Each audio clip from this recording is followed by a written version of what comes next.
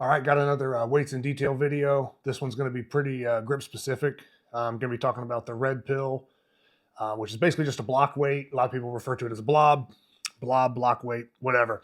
The only reason I wouldn't really say it's a blob, the original name was given by Richard Soren to a half York roundhead that had been broken off. So that came from a dumbbell, whereas this did not come from a dumbbell. This was created by Paul Jeanette, and sort of, I don't say a Fat Man replica, but kind of based off of a Fat Man blob. But yeah, I would put this more in the category of, blobs being more specific to York and being more specific to the half 100 or the original feet. And I kind of get it. Everything gets lumped in as sort of a blob. But yeah, I would put this as, blob or block weight, but in reality, it did not come from a dumbbell. It really doesn't have a ton in common with the original blob, other than, being a wide pinch feet. But anyway, yeah, not going to go too crazy on the whole blob and block weight terminology. But yeah, Paul Jeanette made this thing from the top ridges up here. So basically, if we go from, point to point, the top of this is about 4 inches wide. And then as you can see, this slopes out, right? So it's going to be even wider as you get down to this middle part. And that comes into play, if you're pinching this thing, when you get down here, you're not just, pinching like a 4-inch pinch block. It's not straight down. That, these slopes kind of bowing out are going to increase the difficulty. But yeah, Paul Jeanette came up with the idea to make this and had some of these cast. Generally, they will come in about 55 to 56 pounds. I've had a chance to kind of train with Ben Helms. He had one at Jed Johnson's. I've seen his. So I've been around, several other people that have had these red pill, block weights or blobs, and they've all been about the same. So there hasn't really been like some big discrepancy where, oh, that one's easier, or this one's 2 pounds off. They're all very consistent, pretty much in that 55 to 56 pound window. And I don't know, maybe a slightly different change in paint when like the second run was put out. But for the most part, I lifted some of the old batch, the newer batch, and, whatever in between. I've never really seen a difference in difficulty or anything like that. The biggest thing is just how well you can get this thing to sort of season up and hold chalk. Because I will say, with this thing being 4 inches wide, with the slopes coming out, 55, 56 pounds. So, I mean, it's wider than a Fat Man blob at the top. It's heavier than a Fat Man blob. And the biggest factor that's going to increase the difficulty versus, your standard Fat Man blob or regular like York 50-pound blob is going to be the texture. I mean, yeah, the width can be a killer. The extra weight definitely doesn't make it easier. But this slick paint, when you first get it, it's a nightmare to get chalk on. It's very hard to get it to season up. It doesn't take chalk, and makes for an incredible feat, incredible lift. For, I guess, difficulty in comparison to other blobs, I would have to say, to me, I think the red pill is probably falls closer to like a 125 legacy for me. I don't think it's as hard as Blobzilla, which would be a 130 legacy. I definitely harder than a 120 legacy. So if we were going to do York blobs to compare this to, for my hand size and what I've done, I would say probably a 125 legacy. Now, granted, the 125 York Legacy is going to have like, a lot more weight, a different shape. But if we're just talking about difficulty, yeah, it's going to be around that 125 Legacy range. So yeah, just kind of going to get into some other things that people might say about this or opinions. To me, once again, block weights, blobs, any of this wide pinch stuff or bigger stuff is going to be hand size dependent. And this is no exception. So if somebody did have like a longer fingers or a wider spread through this area and had more flexibility, they might kind of get over the sides more and be able to kind of get their fingers down or get their thumb down farther. So it might kind of fit their hand better. So with a larger hand, there is a chance that if somebody is really strong and has just a very, solid grip, with bigger hands, they might not think that this is quite as challenging as some of the other things, or maybe it's not as, maybe they feel like it's a bit overhyped by people who have, I guess, slightly smaller hands. But I only bring that up because even though this thing does slope out wider, it's not like a huge, major slope. It's decent, it's noticeable, but it's not like a York Legacy where you have the one side that's a little bit flatter and then the other side just, comes out like 2 or 3 inches wider than this. So with the sides being fairly, I don't say narrow because it's not narrow, right? But not sloping as much out, a wider hand could definitely get down on this and kind of treat it like a more somewhat normal pinch. And that might kind of be different, whereas then if they get into the wider, sort of heavier stuff of a different shape like a York Legacy, that might challenge them more. Or if they get into like the Hall blobs and do like a Hall 30 kilo blob where it's like this wide, but like, maybe a slightly bigger slope and way heavier by about 10 pounds probably, then, that might be challenging for them, whereas they might think this is a piece of cake. But yeah, to me and where my hand is at, you can kind of see here, if I'm lifting this, I can get right to about my thumb joint or just above it. And then I'm barely getting to this index joint and down the side. I might even angle my hand sometimes on this thing, but I'm not getting a very good grip on it. This was a very hard challenge for me to get to and knock off my list back when I got it.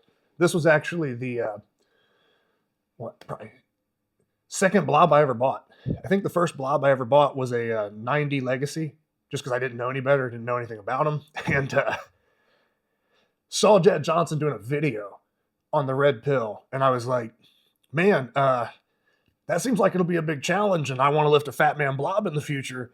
I can't get any of those yet because I was looking on eBay trying to find a spot to buy Fat Man blobs, and saw this video that Jed Johnson had done. I thought this was like a more widely produced or widely known thing. Didn't realize that it really wasn't. There wasn't like hundreds or thousands of them out there. And as I kind of got into this, I was like, well, if that's a bigger challenge and it's available on eBay right now, I'm going to go ahead and buy that. So then when I get a Fat Man later and train up to that, I got something else to work towards. So this was actually the second blob I ever bought. And needless to say, buying it that early, first getting into it, not even really understanding any of this stuff. It took me a long time to train up to it and actually lift it. I want to say this thing sat in the garage for probably 2 years. I'd say probably roughly about 2 years before I actually pulled off a full lift with it. And like any other feat, when I mentioned a timeline, it wasn't that I like trained this thing like night and day for 2 years and that's how long it took. No, it probably sat untouched for 4 to 5 months. Then, maybe I'd pull it out when I was having a really good blob session and just kind of see where it was at and stuff like that. So yeah, had I like made it my life's purpose to lift this thing, I probably would have done it faster than 2 years, right? But, the natural progression of all the other things and other competitions and other lifts I'm doing, just kind of slowly working this in on good days or pinch days and blob days. It did take me about 2 years or just over to get a full lift on this thing. So definitely a pretty tough lift. And there's certain feats that maybe somebody could sort of, I don't know, get away with, or they could kind of not be very good at the other grip disciplines. And, they could pull off a certain feat, but, kind of be bad at the other stuff. I don't know if I've ever met anybody that's been able to pick up a red pill that wasn't just seriously strong almost everywhere else. If I go through people in my head, there's just every person I can think of that has lifted this or I've seen them pick this up. They're all strong. At other stuff too. So that I think is another good indicator that like, this isn't just something that a lot of people casually walk by or would sort of like laugh at, like, oh yeah, that's, whatever. That's pretty good. But no, this thing is like pretty big deal when it comes to pinch. Like if I put this out in front of most expos or had like a booth set up or something, there's a good chance, unless somebody is just like freakishly strong or has super big hands and they're strong with the width, the weight, the slick texture, depending on how they even chalk their hands or how much they know about chalking and preparing the surface of the blob and how it feels, or blob technique, there's a good chance that this thing's probably not going to have a full lift on it throughout the duration of that whole expo or whatever it is. Not to say it couldn't be done, but this is much harder than a Fat Man Blob. Like I said, it's kind of like about like a 125 Legacy. So biggest thing though is, yeah, that texture is the paint does not take chalk well, and that is the biggest battle with this thing. As you'll see in some of these pictures I bring up, this thing is beat to death. It is from, being, rolled around in between all these other blobs, bells, things banging around, taking it to competitions. Trying to think what else.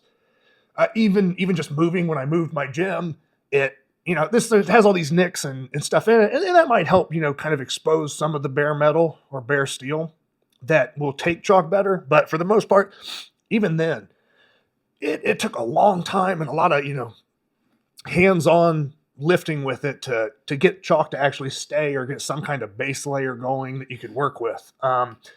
So if I go back and try to think in my mind here, some of the other lifts I've done with it, obviously there's that first lift, which means a lot to me because it was a pretty good, milestone. Had this thing sitting in my garage for about 2 years, and like, man, might roll this thing down the street and never lift it. Just sell it to somebody, right? But I couldn't live with, knowing that it was possible and knowing that I could do it. It just hadn't happened, so at that point it's just effort and kind of being smarter about it and being patient. So with the red pill, I definitely, the original lift, I've definitely done some hub feats, maybe like a hub transfer, picked this up or curled a plate, like a hub curl with this in my other hand. I've lifted it with like the inch dumbbell, and a lot of my combo feats are going to be like that. If it's a blob or a block weight, okay, I'm pairing it up with a plate pinch, I'm pairing it up with a hub, I'm pairing it up with a bell. So I kind of feel like I'm a little bit redundant when I keep saying what I've done with something in some of these videos, because it's generally about the same, maybe 4 to 5, 5 to 6 different styles. But yeah, pretty much just a basic deadlift is really all I've done with this. And then to kind of expand on that and make the difficulty increase, I have, basically comboed it with other things. So I have lifted, left hand, right hand on this. I've done both hands with this. I've done double red pill lift, which really, unless somebody has a discrepancy in their pinch strength or, left or right hand, the biggest factor for pulling that feat off is just finding 2 of these in the same place. So I want to say when I did the double lift, I went to Ben Helms up in Virginia, and when I was with him, he had his, I had mine, so we were able to do some double lifts and do some stuff like that. So pulled a double lift with it. I haven't done anything like curl this thing, in a pinch grip. I haven't, cleaned it. It might be something I look forward to in the future, but definitely some heavy dumbbell lifts, and just trying to combo it with as many things as I can when I'm feeling good and able to pick it up on certain days. But red pill is definitely, like I said, if you get your hands on it, and I don't even know how you would get a hold of Paul Jeanette. I know that these were listed on eBay. You might be able to find them on Facebook or something. I don't know. But so like I said, it was pretty low key. It wasn't like this was, blasted out over big advertisement somewhere. There's just a website that you can go to and click and buy them. When I first got into the grip game, I didn't realize that, oh, hey, this thing's right on eBay. And it was kind of just like good timing for me at the time. And like I said, I kind of bought something and didn't even really realize what I was getting into. But I'm glad I did. It definitely worked out. But yeah, this one, although I like it. I like the fact that it's a challenge, but that's really about it. I like how challenging it is. I like that it's original. I like that it's like an original idea, original stamp, all that other stuff. It's kind of a shape, a width, the paint, everything about it's a little bit unique that sort of makes it stand out. So it's not just another attempt at a replica. It's not just another random generic, same old same, or just trying to duplicate something. It really is kind of its own block weight or its own blob challenge. And one of the things I'll bring up is it does have this little band on it right here. And with that, it says PJ hand weight. and just has the hand and then WT for weight. So it does have this little ribbon across with the, basically like a raised thing. And it's real chipped up and banged around with that lettering being raised. Anytime it's bumped into something or rolled around, probably in the trunk of a car, it's kind of scuffed a lot of that paint off of it. But I will be able to bring that up. You should be able to read the text. So it does have the PJ hand weight located on it. And other than that, yeah, it's very, very straightforward. It doesn't even have like a, like here on the bottom, it doesn't even have a flat spot. So it's basically just a purely, circular, round, and just even. Now, if somebody gets into training, maybe hundreds and hundreds of reps and really breaks it down, there might be one side that they feel like is, slightly bows out more than the other, or that grip's better for them to, put their thumb on a certain side. For me, at one point in time, I felt like there was a side that I would try to, lean towards and sort of, I'll have the lettering upside down if I lift it like this. And over time, I really have just sort of gone by feel in the moment. And I haven't really cared about which way the label faces if I'm lifting it. Like I said, at one point in time, I thought that kind of mattered because I think there was one side that just felt better to me. I don't know. I'd have to see the casting or the mold or how it was made. I really think it's pretty much symmetrical, or about as symmetrical as you can be on both sides. So, yeah, I don't think it's like a York Legacy where one side's real flat and then the other side, loops out real big. So, yeah, just wanted to bring up some videos, show some of the stuff I've done with this just to kind of make it a little bit entertaining. But yeah, definitely a unique block weight challenge, blob challenge. And if you get a chance to get one, or if you get if you're at a venue and it's around, definitely go up and try to give it a shot. See just see where you're at, or if someone's selling one of their old ones. Yeah, it wouldn't hurt if you're into blob lifting or you like doing wide pinch. It would not hurt to pick this up. But yeah, I would just say that depending on your strength level and where you're at, you don't want to jump the gun. I mean, I got it like it's my second blob just because was like shooting to the moon. And like I said, didn't even really know what I was doing. But now as somebody that's been doing this for about 5 years and really kind of like studied up on it and been, very in depth and had my hands on a lot of these different implements, yeah, I would generally stick to probably getting, your normal York blobs, or even like the York Legacies if you wanted to lift something heavier before diving in on this, unless you just catch a really good deal on it and you want to, capitalize. But yeah, this thing is, it was kind of a pain in the ass for a long time. I really, like I said, it took a long time to lift it. And once I got it up, there were still days after that, I'd come back to it. And it wasn't like I could just repeat it right away. It's not like one of those breakthrough moments where you lift it, you hit it, and then it's like, oh man, I kind of passed that mental barrier. So now every time I come back to it mentally, I got it. This thing would sit on the ground after a couple of my successful lifts.